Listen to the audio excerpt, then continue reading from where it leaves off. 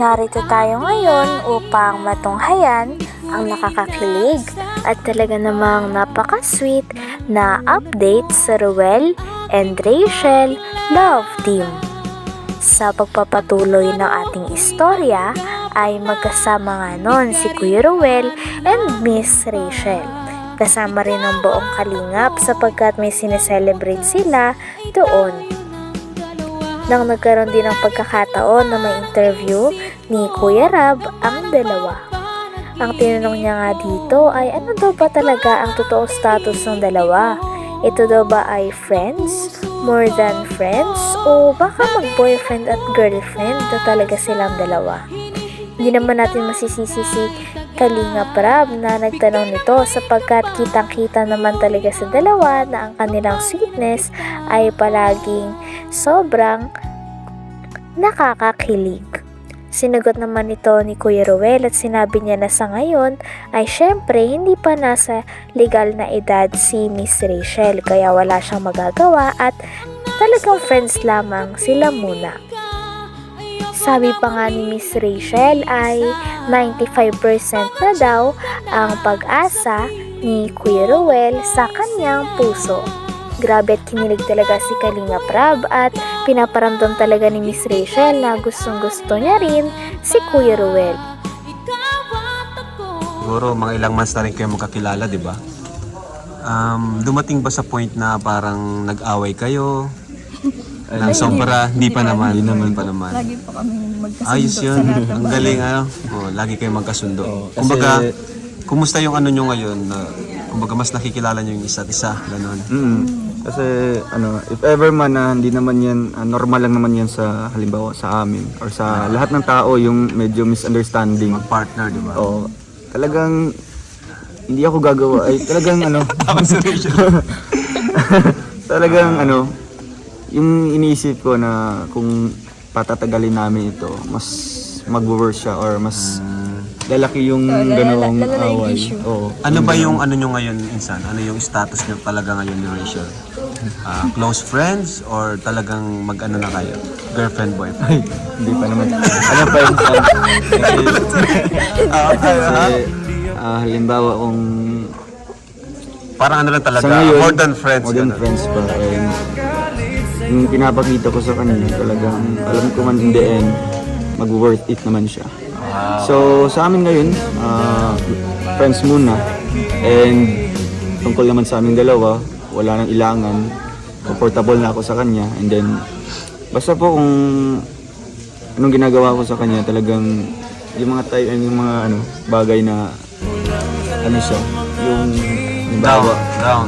Or may problema siya. tapos panatag na yung loob ko na Sabihin, mas panatag ka ngayon oo, compared to... share ko sa kanya yung mga problema. So ano talaga, close friends, Close hindi lang friend kasi basta nga, magkaibigan. Parang best friends, gano'n. Best friend. Pero siguro darating din yung araw na masasabi natin na Official. Sa tingin mo, mga kailan yun? siguro abangan na nila pag magiging na siya. Yung Ikaw, magiging Rachel, age. sa tingin mo, kailan mo siya sasagutin? Kapag Kapag tamang edad na. tamang edad na. Kasi Pero ngayon, kasi ito tinanong ko rin kina Erica sa 100%, di ba? Sa sa 100%, ilang percent na si Ruel dyan sa puso mo? nasa 95. Oh, grabe talaga. Insan, 5% na lang. Kaya nga. 5% na lang. Sa tingin mo, insan, ano pa yung kulang sa'yo para makuha mo yung 5%? Ano pa yung kulang sa'yo? Siyempre lahat naman ginagawa ko para sa kanya, hindi lang para sa kanya. Parang naglabas na sa mga Parang naglabas na sa mga ng laban, no? Hindi man po. ginawa ko Siguro yung mga kailangan ko pa is Ano pa yung kahit sa tingin mo? sa tingin ko Ay, sa tingin ko, mukhang wala na ata. Ano na lang, Ginagawa panahon niya na lang. Panahon na lang. Oh, time na lang ang kailangan. Perfect time. Perfect time. since kami nasa public social media, So kailangan maging model din kami sa mga kabataan na nasa wastong edad yung relationship. Tama yun. Kasi karamihan sa mga bata ngayon is medyo patago yung mga relationship, kagaya nabubuntis ng mga minor pa. Kaya gusto namin makikita ng mga Naglabas din ng saloobin doon si Kuya Ruel and Miss Rachel tungkol sa kanilang bashers. Tinanong talaga kasi ni Kalinga Prab ang dalawa kung ano daw ang pros at cons ng pagiging isang social media figure. Sabi naman ni Kuya Ruel ay ang pros nito ay talagang maraming nakakatulong sa kanya, katulad dati ay parang naghahantay talaga siya natutulong sa kanya, ngunit ngayon ay dinadagsa na talaga siya ng mga tao na willing tumulong sa kanya o tulungan siyang tumulong sa iba.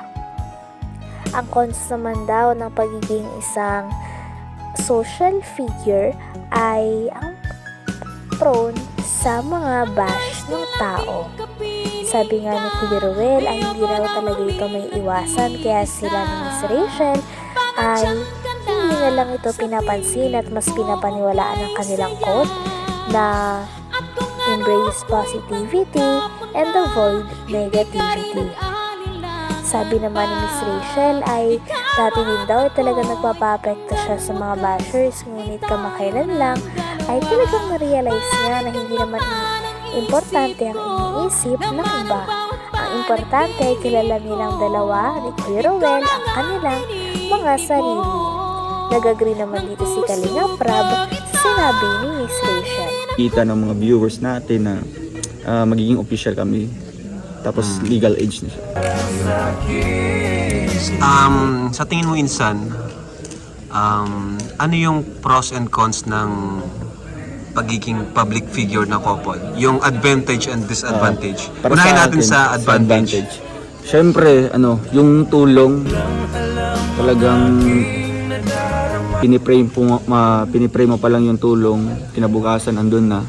Hindi lang para sa akin, kundi para sa ibang tao. Kasi noon talaga Insan, niisip ko yung paano ako makakatulong sa isang beneficiary ko na yung hindi sasapat yung ano ko. Siguro advantage no na marami nang sumusuporta, marami nang nagbibigay ng tulong. And then yung disadvantage noon is prone kami sa mga bashing.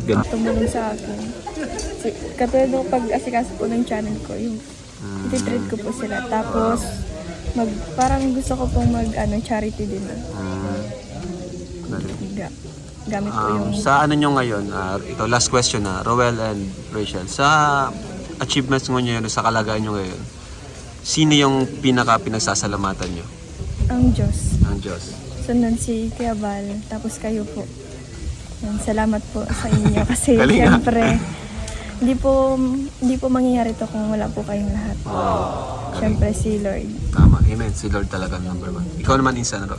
Siyempre, unang-una po natin pasalamatan is yung Panginoon natin. Kasi nga po, wala din po tayo ngayon, wala po yung head founder natin kung wala po ang Diyos. No? Unang-una po natin siyang pasalamatan. And second, yung tumulong, nag-influence sa akin, nag-ikayat sa akin na pumasok dito sa pag-YouTube si Kuya Bal. Kuya Bal. Oo, si Tito Bal. Ayan, thank you po. At syempre, kay Insan Rab, di po ako magiging ganito din po. Kilala ng mga ibang tao kundi dahil po sa kanya. Kaya po, nagpapasalamat din po ako. Pangapat po sa ating mga viewers po. Yun, no? Di po tayo mabubuhay po ang ating channel kung wala din po ang inyong suporta po. Kahit man po na pinagsawaan nyo na po kami. Hindi. Minsan. Walang sasawa. Hindi man po. May mga ibang tao lang. Pero salamat na lang po sa mga solid po at totoong sumusuporta sa amin. Mga organic natin, tawagin pong organic natin na viewers. Talagang salamat po sa inyong pagtsatsaga at sa inyong suporta sa amin. At huli po yung mga kasama natin sumusuporta din sa atin, nagbibigay po ng moral support. Charity vloggers, the charity partners. vloggers, mga kasamahan po natin kasi hindi po din tayo magiging ganito po. Magiging ganito ka yung mga ginagawa natin kung wala din po yung mga successful. kasamahan natin. No? Sila po yung nag-influence sa atin na ganito yung mga subject matter na tutulungan natin. Kaya salamat po sa inyong lahat at God bless Pero po. Insan, naniniwala ka ba na nahati na daw yung community gawa ng may mga solid Rochelle, may mga, may nabuo din ng mga puso-puso na kulay. Ano yung opinion mo doon, Insan? Para sa akin, Insan, siguro nasa tao lang yan. Sa viewers lang yan. Oo. Sa amin naman, no, accepted ko naman na lahat ng mga sumusuporta sa akin. Talagang pinagsasabihan ko yan sila.